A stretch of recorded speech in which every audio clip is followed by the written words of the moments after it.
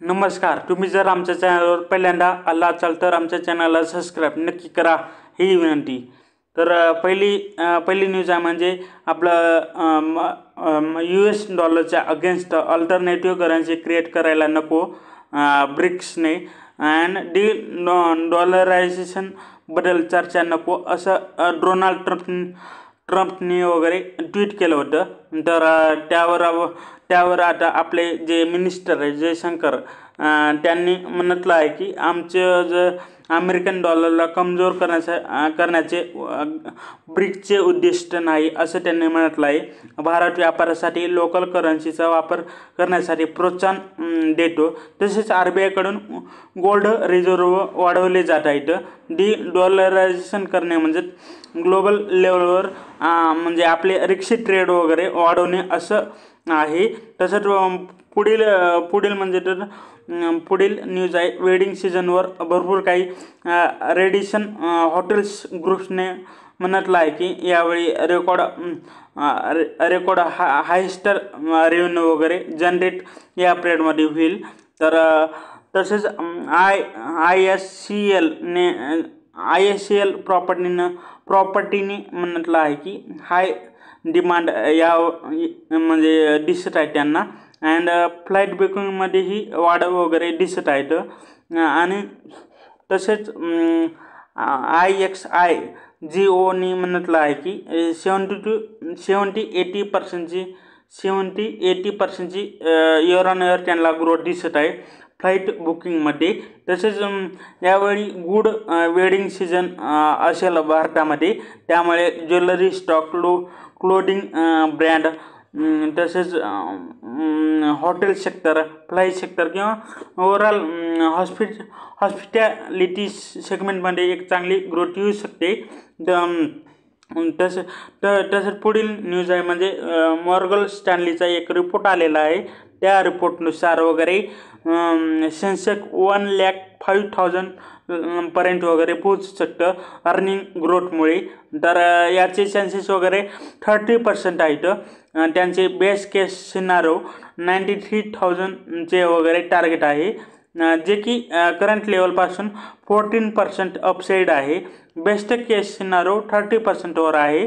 Bad केस scenario 20% वर आहे, जे की 70,000 सेन्सेक्स वगैरे जाऊ शकतं असं त्यांचं म्हणणं आहे. व त्यांनी हेही म्हटलं आहे की बुल केस सिनारोमध्ये ऑइल $17 पर बॅरलच्या जर खाली येत असेल तर त्यामुळे इंडियाच्या इन्फ्लेशनवर फारसा काही परिणाम होणार नाही. अँड तसेच RBI रेट कट करेल अशी त्यांना अपेक्षा आहे. आणि GST रेट कट आणि कृषी कायद्यामध्ये त्यामध्ये बदल करून जर प्रगती साध्य केली सरकारने तर एक विदेशी गुंतवणूकदारांना आकर्षित होतील आणि म्हणजे मोठी एक चांगली वाढीव विदेशी गुंतवणूक वगैरे येऊ शकते. त्यामुळे हेही एक फॅक्टर असू शकतं. तसंच पुढील म्हणलं तर आपलं स्टेबल US इकॉनॉमी आणि तसेच युक्रेन रशिया संघर्ष जे सुरू आहे त्याचे निराकरण येत्या 1 इयरमध्ये होईल. झाले तर म्हणजे हे जर निराकरण ह्याचे झाले तर सेन्सेक्स $1,00,000 वगैरे क्रॉस करू शकतो. बॅड केस सिनारोमध्ये जर ऑइल म्हणजे $110 पर बॅरलच्या जर असेल तर 20% डिक्लाईन होण्याचे चान्सेस आहेत. तसेच USमध्ये रेसेशन किंवा आपलं इंडियामध्ये इन्फ्लेशन आली तर म्हणजे सेन्सेक्स 20% डिक्लाईन होण्याचे चान्सेस वगैरे आहेत. डिक्लाईन होऊ शकतं सेन्सेक्स वगैरे. तसंच पुढील न्यूज आहे आपलं LG इंडियाने म्हणजे IPOसाठी वगैरे DRSP वगैरे फाईल केलेलं आहे SEBIकडे. म्हणजे 15,000 करोडचा हे IPO आणण्याचे प्लॅनिंग करत आहेत. ते यात कम्प्लिटली ऑफर फॉर सेल असेल. हा 50 बिगेस्ट IPO असेल इंडियामधील. LG biggest consumer durable company आहे, बिगेस्ट आहे. नंबर 2वर आहे सॅमसंग भारतामध्ये. आणि वॉशिंग मशीन अँड एशियामध्ये यांचा बिग मार्केट शेअर आहे सध्या. तसेच पुढील न्यूज आहे आपलं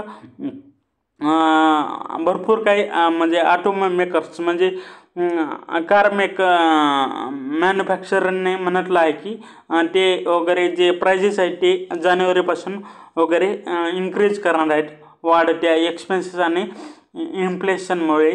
तर मारुती सुझुकीने म्हटलं आहे की आम्ही 4% वगैरे प्राईज वगैरे इन्क्रीज करणार आहोत. होंडाईने म्हटलं आहे 25,000ने प्राईज वगैरे इन्क्रीज करणार आहोत. तसंच महिंद्रा आणि महिंद्रा GSW MG मोटरने 3%ने प्राईज इन्क्रीज करणार आहेत असं त्यांनी दर्शवलं आहे.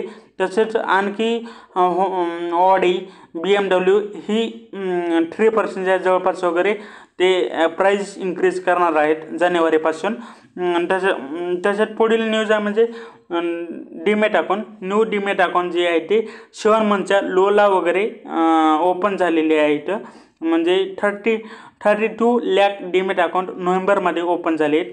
म्हणजे मार्केट डाऊन होतं, आता मार्केट वगैरे स्टेबल आहे अँड IPO ही येत असल्यामुळे म्हणजे येत्या डिसेंबरमध्ये वगैरे याची संख्या वाढू शकते. तसंच पुढील न्यूज आहे टाटा पॉवर. टाटा पॉवर म्हणजे त्यांचं EM आहे डबल नेट प्रॉफिट वगैरे करायचं त्यांना, जे की FY 30पर्यंत. तर ह्यांना हे करायचं आहे म्हणजे प्रत्येक वर्षी 12%ची ग्रोथ त्यांना करायची आहे आणि रेव्हेन्यूमध्ये 16%ची ग्रोथ त्यांना करायची आहे. रिन्युएबल एनर्जीमध्ये एक चांगली ग्रोथ येऊ शकते असं त्यांनी म्हटलं आहे.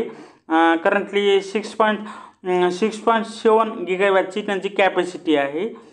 तर ती जी कॅपॅसिटी आहे ती 33 गिगावॅटपर्यंत त्यांना घेऊन जायची आहे. तसंच त्यांचे EM आहे म्हणजे प्रॉफिट जे आहे ते 10,000 करोड रुपीज आणि रेव्हेन्यू 1 लाख करोड्स त्यांना करायचं आहे FY 30पर्यंत. तसेच पुढील न्यूज आहे आपलं की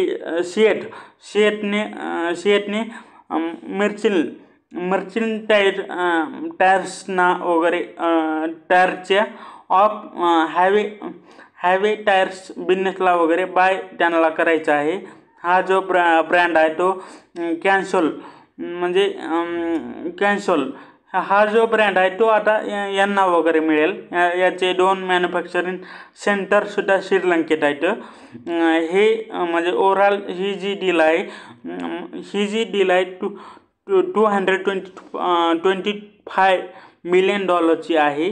ती म्हणजे आता हे म्हणजे त्यांनी वगैरे ऑफ हायवे टायर्स बिझनेसमध्ये ती एंट्री करत आहे आता ते, जे की ॲग्रिकल्चर आणि कन्स्ट्रक्शन बिझनेसमध्ये वगैरे यूज होतात मेनली.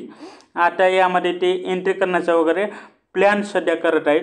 शेवटी आपल्या व्हिडिओला लाईक आणि चॅनलला सबस्क्राईब करा आणि जास्तीत जणांना हा व्हिडिओ शेअर करा हीच विनंती. हा व्हिडिओ पाहिल्याबद्दल धन्यवाद. थँक्यू.